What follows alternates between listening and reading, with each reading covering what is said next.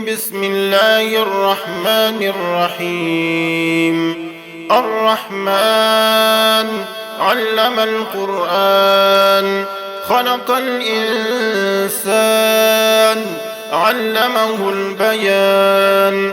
الشمس والقمر بحسبان، والنجم والشجر يسجدان. والسماء رفعها ووضع الميزان، ألا تطغوا في الميزان. وأقيموا الوزن بالقسط ولا تخسروا الميزان. والأرض وضعها للأنام، فيها فاكهة والنخل ذات الأكمام.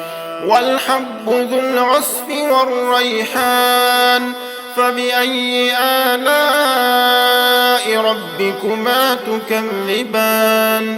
خلق الإنسان من صلصال كالفخار، وخلق الجان من مارج من نار.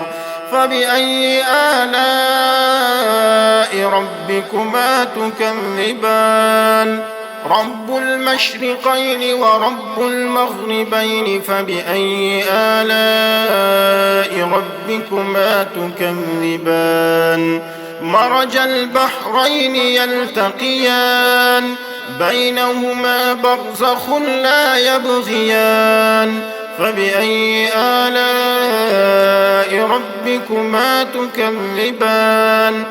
يخرج منهما اللؤلؤ والمرجان. فبأي آلاء ربكما تكذبان؟ وله الجوار المنشآت في البحر كالأعلام. فبأي آلاء ربكما تكذبان؟ كل من عليها فان، ويبقى وجه ربك ذو الجلال والإكرام. فبأي آلاء ربكما تكذبان؟ يسأله من في السماوات والأرض كل يوم هو في شأن. فبأي آلاء ربكما تكذبان؟ سنفرغ لكم أيها الثقلان. فبأي آلاء ربكما تكذبان؟ يا معشر الجن والإنس إن استطعتم أن تنفذوا من أقطار السماوات والأرض فانفذوا، لا تنفذون إلا بسلطان. فبأي آلاء ربكما تكذبان؟ يرسل عليكما شواظ من نار ونحاس فلا تنتصران. فبأي آلاء ربكما تكذبان؟ فإذا انشقت السماء فكانت وردة كالدهان. فبأي آلاء ربكما تكذبان؟ فيومئذ لا يسأل عن ذنبه إنس ولا جان. فبأي آلاء ربكما تكذبان؟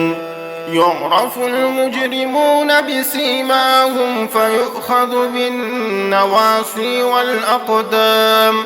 فبأي آلاء ربكما تكذبان؟ هذه جهنم التي يكذب بها المجرمون، يطوفون بينها وبين حميم آن.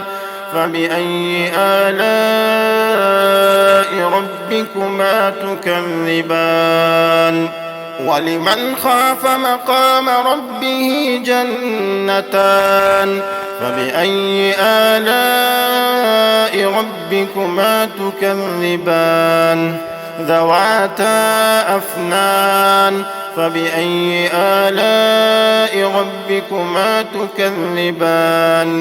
فيهما عينان تجريان فبأي آلاء ربكما تكذبان فيهما من كل فاكهة زوجان فبأي آلاء ربكما تكذبان متكئين على فرش بطائنها من استبرق وجنى الجنتين دان فبأي آلاء ربكما تكذبان فيهن قاصرات الطرف لم يطمثهن إنس قبلهم ولا جان فبأي آلاء ربكما تكذبان كأنهن الياقوت والمرجان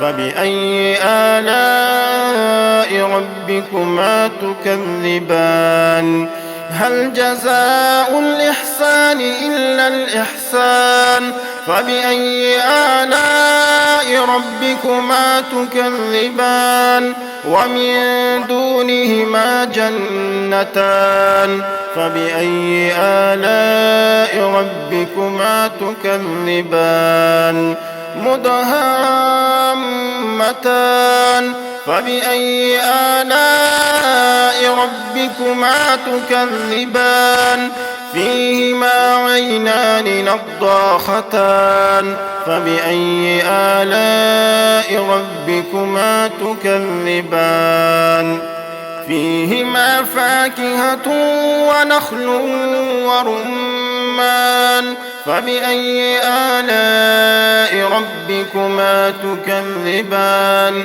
فيهن خيرات حسان فبأي آلاء ربكما تكذبان حور مقصورات في الخيام فبأي آلاء ربكما تكذبان لم يطمثهن إنس قبلهم ولا جان فبأي آلاء ربكما تكذبان متكئين على رفرف خضر وعبقري حسان فبأي آلاء ربكما تكذبان تبارك اسم ربك ذي الجلال والإكرام